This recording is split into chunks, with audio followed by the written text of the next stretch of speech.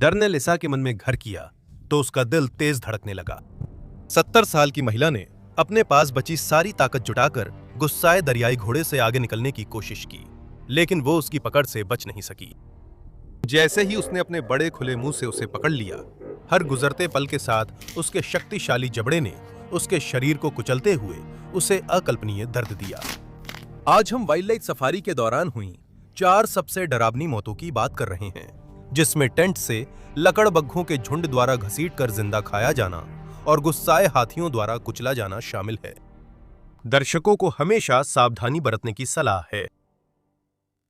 11 नवंबर 2017 57 वर्षीय सबीन गुसेंस और उनके दोस्त विम वैन ग्रीनस्वेन लिविंगस्टोन जाम्बिया में एक नदी के किनारे हाथी और दरियाई घोड़े जैसे जानवरों की खुशी-खुशी तस्वीरें ले रहे थे। मूल रूप से बेल्जियम से आई साबीन ने यूरोप की ठंडी सर्दियों को बहुत पहले ही अलविदा कह दिया था और अफ्रीका में आकर बस गई थीं, जहां उन्होंने पिछले 16 साल बिताए थे। वन्यजीव फोटोग्राफी को लेकर वो बेहद जुनूनी थीं और लिविंगस्टोन व जाम्बिया जैसे इलाके उनके शौक को रोज पूरा करने का मौका देते थे। 64 वर्षीय विम वैन ग्रीनस्वेन नीदरलैंड्स ने उनके साथ छुट्टियां मनाने का निर्णय लिया। सबीन ने शायद अपने रोमांचक अनुभव साझा किए थे, जिनमें शेर, तेंदुआ, हाथी और भैंस जैसी प्रसिद्ध प्रजातियों सहित विविध वन्य जीवों को देखना शामिल था। शायद इसी वजह से वैन ग्रीनस्वेन ने फ्लाइट बुक कर दोस्त से मिलने और इन जानवरों की खूबसूरती देखने का फैसला किया। उनके पहुंचने पर उन्होंने साथ समय बिताया और तय किया कि वे लिविंगस्टन में रहकर नेशनल पार्क जाएंगे। 11 नवंबर को जब वे मरम्बा रिवर लॉज से निकलकर मासी ओतुनिया नेशनल पार्क घूमने गए तो वे रोमांच से भरे हुए थे। इन शानदार जीवों की अद्भुत खूबसूरती देखने के लिए उत्साहित थे, लेकिन उन्हें इस बात का जरा भी अंदाजा नहीं था कि उस शाम दोनों में से कोई भी अपनी ठहरने की जगह वापस नहीं लौटेगा। यह नेशनल पार्क मरम्बा नदी के किनारे स्थित है और हिरन, दरियाई घोड़े और मगरमच्छों के लिए मशहूर है। जाम्बिया अफ्रीकी सवाना हाथी का घर है, जिसका वजन 15,000 पाउंड तक होता है और जो 25 मील प्रति घंटे की रफ्तार से दौड़ सकता है। यह हाथियों के आने जाने वाले गलियारे के किनारे भी स्थित है, जहां दर्जनों विशालकाय जानवर कभी भी सुरक्षित आवासों के बीच भोजन, पानी और साथी की तलाश में गुजर सकते हैं। लेकिन इससे जानवरों के आसपास झूठा सुरक्षा का एहसास हो सकता है, जबकि ये खतरा महसूस होने पर हिंसक हो जाते हैं। इस खास दिन सबाइन ने कई हाथियों को देखा और परफेक्ट शॉट की उम्मीद में जितना संभव हो सके उतना करीब जाने का फैसला किया। जैसे ही वह विशाल जानवरों के पास गई, एक हाथी उसकी मौजूदगी से गुस्से में आकर उस पर हमला करने दौड़ पड़ा।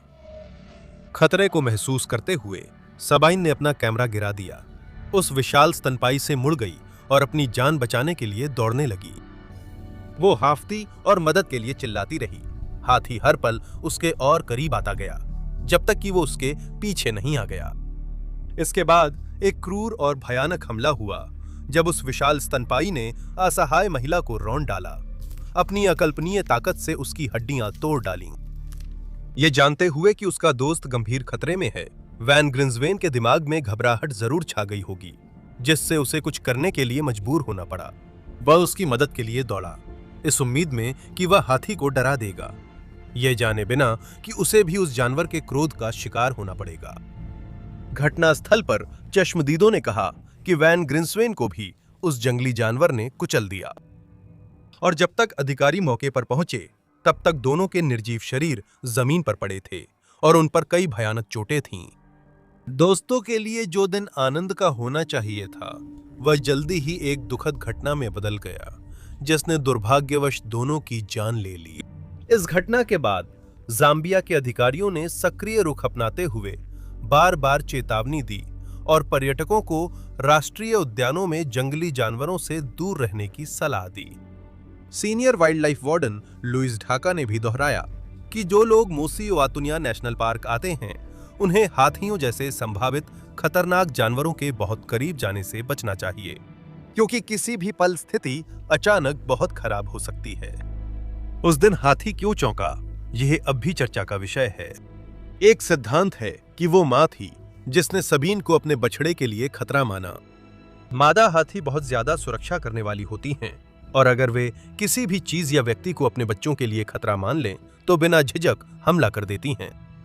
इन स्तनधारियों के बारे में यह भी जाना जाता है कि इनकी याददाश्त काफी लंबी होती है, जिस वजह से कुछ लोग मानते हैं कि ये इंसानों से दुश्मनी भी पाल सकते हैं, जिससे अगर इन्हें खतरा महसूस हो तो इनके हमला करने की संभावना और बढ़ जाती है।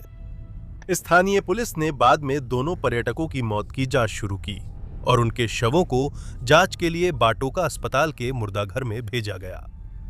इस भयानक हादसे के दौरान उन्हें गंभीर चोटें आईं, लेकिन सबाइन और वैन ग्रीन्सवैन के लिए यह साफ तौर पर गलत समय और गलत जगह पर होने का मामला लगता है। उनकी असमय मृत्यु अफ्रीका में वन्यजीव पर्यटन से जुड़े गंभीर खतरों की याद दिलाती है। इस घटना से यह भी स्पष्ट होता है कि पर्यटकों की सुरक्षा सुनिश्चित करने में अधिकारियों की भूमिका कितनी महत्वपूर्ण है, खासकर जब समूह जंगली जानवरों के पास होते हैं। साबिन ने अपने हमलावर को देख लिया था, जबकि युवा पीड़िता छिपे खतरों से अनजान थी, जब तक बहुत देर नहीं हुई। 18 जुलाई 2000 को 11 वर्षीय मार्क गैरेशिया और उनकी मां वोली जैकब्स बोत्सवाना के मोरेमी वाइल्ड लाइफ रिजर्व में तारों के नीचे कैंपिंग कर रहे थे। प्राकृतिक दुनिया और जानवरों में रुचि रखने वाले बच्चे के लिए उसकी मां को अफ्रीका के मैदानों से बेहतर जगह नहीं लगी, जहां जानवर और जीव स्वतंत्र घूमते थे। उन्हें नहीं पता था कि ये जिंदगी में एक बार मिलने वाला सफर अचानक बुरी तरह बदलकर उन्हें तबाह और दिल टूटने वाली हालत में पहुंचा देगी। मार्क और उनकी मां ब्रुकलिनविल, मैरीलैंड के बाल्टीमोर काउंटी के छोटे समुदाय में रहते थे। उन्हें सितारों को देखना, पत्थर इकट्ठा करना और जंगली जानवरों से लगाव था। माता पिता के अलग होने पर उन्होंने पिता के घर काफी समय बिताया, जहां मार्क की शेल्फ पर उनकी सबसे कीमती चीजें थीं, एक वेल का दांत, हाथी का दांत और भालू का पंजा। अपनी कम उम्र के बावजूद वो मैक्सिको, ऑस्ट्रेलिया, अमेरिकी दक्षिण पश्चिम और यहां तक कि अफ्रीका जैसे कई प्रसिद्ध स्थानों की यात्रा कर चुके थे। 1999 में उन्होंने और उनके भाई ब्रैडफोर्ड शिया ने अफ्रीका के जंगलों का अनुभव किया, जब वे कई गेम पार्कों और गांवों में गए। अफ्रीकी वन्य जीवन की सुंदरता और विविधता से कम उम्र में परिचित होना उस किशोर पर गहरा प्रभाव पड़ा होगा और जानवरों के प्रति उसका प्रेम और बढ़ गया होगा। अगले साल जुलाई 2000 में उनकी मां ने 25 दिन की सफारी बुक करने का फैसला किया, जो उन्हें जिम्बाब्वे और बोत्सवाना के पार ले जाएगी, ताकि वे बोत्सवाना के मोरेमी वाइल्ड लाइफ रिजर्व की सारी खूबियों को देख सकें। ये क्षेत्र अपनी विविधता और अविस्मरणीय वन्यजीवन अनुभवों के लिए प्रसिद्ध है, जो शायद मार्क की अमेरिका की रोजमर्रा की जिंदगी से बिल्कुल अलग रहे होंगे। अनुभव में पूरी तरह डूबने और प्रकृति से और गहरा जुड़ाव पाने के लिए बड़ा समूह हर दिन के अंत में जंगल में डेरा डालता था। 18 जुलाई को उनके अनुभवी वन्यजीवन गाइड मैथ्यू मोंटायू ने उन्हें शाम के लिए उनके कैंप साइट तक पहुंचाया। समूह ने वहां बसना शुरू किया और अपने टेंट लगाना शुरू किया, कोयले पर खाना पकाया और दिन के शानदार अनुभवों के बारे में बातें करने लगे। कई लोगों ने उन दिलचस्प जानवरों की कहानियां साझा की जिन्हें उन्होंने मैदानों में घूमते हुए देखा था, और दूसरों ने उस प्राकृतिक सुंदरता के बारे में बात की जिससे वे घिरे हुए थे। शाम के एक समय जब वे खाना खा रहे थे, समूह के कई लोगों ने, जिनमें मार्क और उनकी मां भी शामिल थीं, दूर एक झुंड लकड़बग्घों को देखा। मृतभक्षी और अवसरवादी शिकारी, ये जीव खाने में बिल्कुल भी चयनशील नहीं होते और जरूरत पड़ने पर किसी भी जानवर या इंसान का शिकार कर सकते हैं। उनकी दूर मौजूदगी के बावजूद समूह को कोई चिंता नहीं थी, और जैसे ही ऊपर आसमान में तारे दिखने लगे, कई लोगों ने रात को यहीं खत्म करने का फैसला किया और अपने टेंट्स में लौट गए। मॉली ने अपने बेटे मार्क को थोड़ी आजादी का एहसास देने के लिए उसे अपने टेंट से 20 फीट दूर अलग टेंट में सोने दिया। वन्यजीव गाइड की मौजूदगी ने समूह के कई लोगों को ऐसा महसूस कराया कि वे किसी भी खतरे से सुरक्षित हैं। लेकिन अफ्रीकी जंगल की अनिश्चितता जल्दी ही सामने आ गई, और ये जिंदगी में एक बार मिलने वाली यात्रा जीते जागते दुस्वप्न में बदल गई। लकड़बग्घे कैंप के पास ही बने रहे, और जैसे ही शोर कम हुआ और कई लोग सो गए, वे धीरे धीरे कैंप की ओर बढ़ने लगे, और ऐसा लग रहा था कि मार्क उनका निशाना बन गया। जैसे ही किशोर अपने टेंट में शांति से सो रहा था, जंगली जानवरों के झुंड ने उसे उसके टेंट से बाहर खींच लिया, जिससे वो लगभग तुरंत ही जाग गया। उन्होंने उसे कैंपस साइट से थोड़ी दूरी तक घसीटा और अपने तेज नुकीले पंजों और दांतों से उस पर हमला करना शुरू कर दिया। उसकी मदद के लिए पुकार कैंप की ओर गूंज उठी, जहां पास के गाइड्स तुरंत हरकत में आ गए। जैसे ही वे और अन्य कैंपर्स अंधेरे में उन चीखों की ओर दौड़े, जब तक वे मार्क तक पहुंचे तब तक बहुत देर हो चुकी थी और उस भयानक हमले में लगी चोटों ने उसकी जान ले ली। कुछ देर बाद मां को खबर दी गई और वो अपने बेटे को पुकारते हुए फूट फूट कर रो पड़ी। ये कैसे हो सकता है? ये सच नहीं हो सकता। शोक में मां के लिए ये सब एक दुस्वप्न जैसा रहा होगा। लेकिन वन्यजीव गाइड का काम अभी खत्म नहीं हुआ था। मॉन्टेग्यू को उस लड़के के शव की रखवाली का काम सौंपा गया था, क्योंकि गंध से कई शिकारी रात में वहां आ सकते थे। उसके लिए सौभाग्य की बात थी कि मदद जल्दी आ गई, जिससे वो इस दिल दहला देने वाली कहानी का एक और शिकार बनने से बच गया। जैसे ही मैथ्यू मार्क के पास बैठा था और उसके पास सोचने के लिए उस छोटे लड़के की असमय मौत के अलावा कुछ नहीं था, मुमकिन है कि उसने इस घटना के लिए खुद को दोषी ठहराना शुरू कर दिया हो। आखिरकार उसे जंगल में समूह की रक्षा करने और उन्हें सलाह देने के लिए रखा गया था, और अब वह उस किशोर के अवशेषों की रक्षा कर रहा था। उस त्रासदी के लिए उसे दोषी नहीं ठहराया गया, लेकिन ऐसी घटनाओं में पछतावा और अपराध बोध महसूस होना स्वाभाविक है। मार्क की मौत के बाद उसकी मां दुखी थीं और उन्होंने ग्लोबल ट्रैवल मार्केटिंग पर केस करने की कोशिश की। हालांकि सफारी यात्रा से पहले उन्होंने एक छूट पत्र पर हस्ताक्षर किए थे, जिससे यह सुनिश्चित हो गया था कि यात्रा के दौरान होने वाली किसी भी चोट या मौत के लिए कंपनी जिम्मेदार नहीं होगी। आने वाले हफ्तों में हम केवल कल्पना कर सकते हैं कि मां ने कितनी रातें बिना सोए बिताईं और उनके मन में कितने भयानक विचार आते रहे। उनके दिमाग में बार बार यही सवाल आया कि अगर उन्होंने पहले मार्क की चीखें सुनी होती तो क्या होता। अगर उन्होंने एक ही टेंट में रहने का फैसला किया होता तो क्या होता? क्या उनका बेटा बच जाता? आखिरकार उन्हें इस सच्चाई को स्वीकार करने के लिए मजबूर होना पड़ा कि उनका युवा और साहसी बेटा अब इस दुनिया में नहीं रहा। मार्क गैरेटिशिया की कहानी अफ्रीका और अन्य जगहों पर वन्य जीव मुठभेड़ों के खतरों की याद दिलाती है। युवा मार्क के विपरीत लीसा मैंडर्स को दूर से झपटते जंगली जानवर की आंखों में देखना पड़ा। यह कहानी 5 जून 2024 से शुरू होती है, जब 70 वर्षीय लीसा मैंडर्स और उनके पति क्रेग खुद को खूबसूरत लोअर जाम्बेजी नेशनल पार्क में ट्रैकिंग करते हुए पाते हैं। न्यू जर्सी का यह विवाहित जोड़ा अफ्रीका की यात्रा अपनी शादी की सालगिरह मनाने के लिए प्लान कर रहा था, लेकिन उन्हें अंदाजा नहीं था कि यह घटना उनकी जिंदगी बदल देगी। मंदार्स ने अफ्रीकन पोर्टफोलियो अमेरिकी टूर कंपनी से उत्साहपूर्वक ये जीवन में एक बार की यात्रा बुक की थी। उनकी योजना थी कि वे 10 दिन की सफारी पर निकलेंगे, जो उन्हें एक बेमिसाल अनुभव देने का वादा करती थी। कंपनी ने यात्रा के विभिन्न हिस्सों की व्यवस्था की थी, जिसमें जाम्बिया के चियावा लॉज में उनका ठहराव भी शामिल था। पहले 4 दिन जादुई थे और यह जोड़ा जाम्बिया की खूबसूरती से हैरान था। जैसा विज्ञापन में वादा था, उन्होंने दिन गेम ड्राइव्स में बिताए, स्थानीय वन्यजीव देखे और लॉज में स्थानीय संस्कृति का आनंद लिया। लेकिन इस अविस्मरणीय साहसिक यात्रा के 5वें दिन उनके सामने एक भयानक अंजाम उनका इंतजार कर रहा था। 5वीं तारीख की सुबह वे एक समूह के साथ लोअर जाम्बेजी नेशनल पार्क में तथाकथित पैदल सफारी पर निकले। जैसे ही उनके सिर के ऊपर नीला आसमान अनंत तक फैला हुआ था, उनके सामने एक अनछुआ जंगल था जो जीवन से भरा हुआ था। चलते चलते एक जगह समूह को पानी में नहाता हुआ एक आधा डूबा हुआ दरियाई घोड़ा दिखा।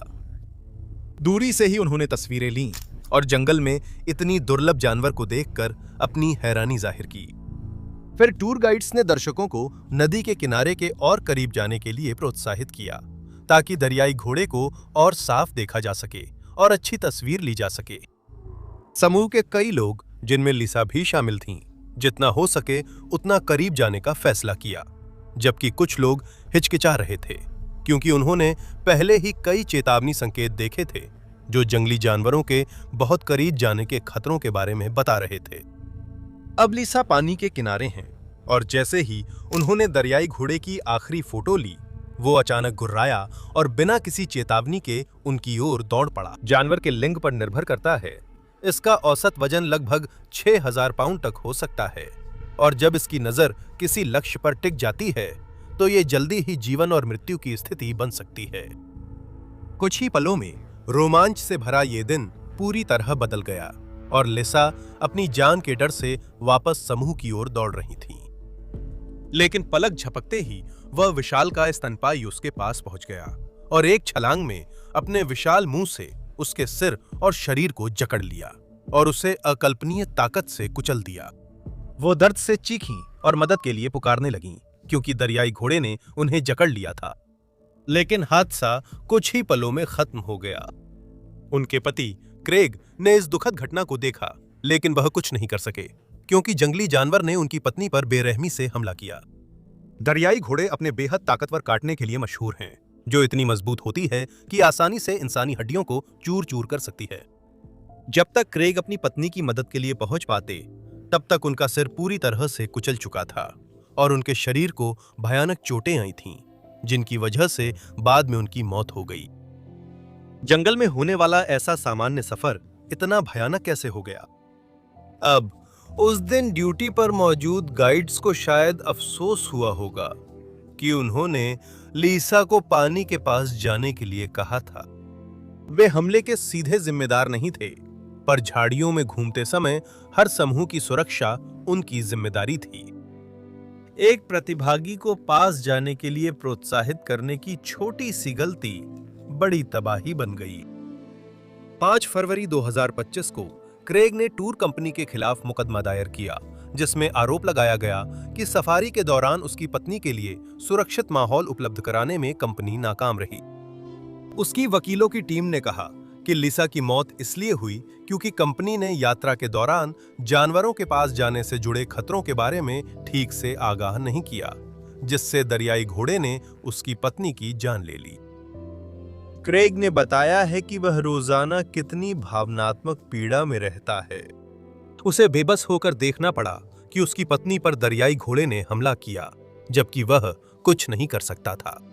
इस कारण वो गंभीर डिप्रेशन, दुख और उस दिन की यादों के चलते कई रातों तक नींद नहीं आने जैसी समस्याओं से जूझ रहा है। मैंने ये कहानी पहले भी अपने चैनल पर सुनाई है, लेकिन मुझे लगता है कि इसे दोबारा सुनाना जरूरी है। 1 जून 2015 29 वर्षीय कैथरीन चैपल ने जोहान्सबर्ग, दक्षिण अफ्रीका के गौटेंग लायन पार्क में कार से घूमते हुए दोपहर बिताने का फैसला किया। यह प्रतिष्ठित क्षेत्र वास्तव में देखने लायक है और पर्यटकों को शेर और शेरनियों सहित विभिन्न दुर्लभ प्रजातियों के जानवरों के करीब जाने का मौका देता है। प्रकृति का पूरा आनंद लेने के अपने उत्साह के बावजूद एक साधारण गलती ने एक भयानक त्रासदी को जन्म दिया, जिससे उसके दोस्त और परिवार बेहद दुखी हो गए। न्यूयॉर्क के राई से आए चैपल वैंकूवर, कनाडा में प्रमुख वीडियो संपादक के रूप में प्रसिद्ध थे। सालों में उन्होंने अपने क्षेत्र में प्रसिद्धि पाई और HBO की गेम ऑफ थ्रोन्स जैसी बड़ी परियोजनाओं के साथ साथ गॉडजिला और captain America the winter soldier जैसी फिल्मों पर काम किया।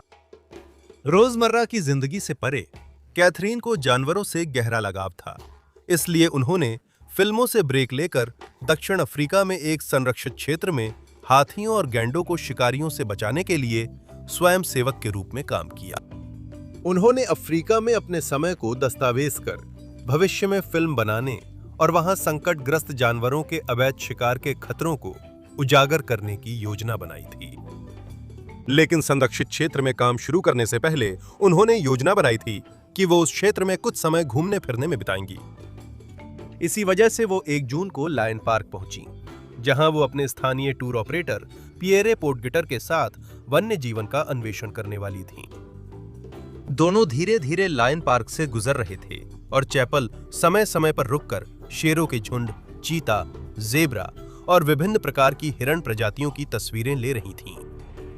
अधिकारियों ने मेहमानों को अपने हिसाब से पार्क में गाड़ी चलाने का मौका दिया, लेकिन उन्होंने पर्यटकों को ये याद दिलाया कि किसी भी स्थिति में कभी भी अपनी कार की खिड़कियां नीचे नहीं करनी चाहिए।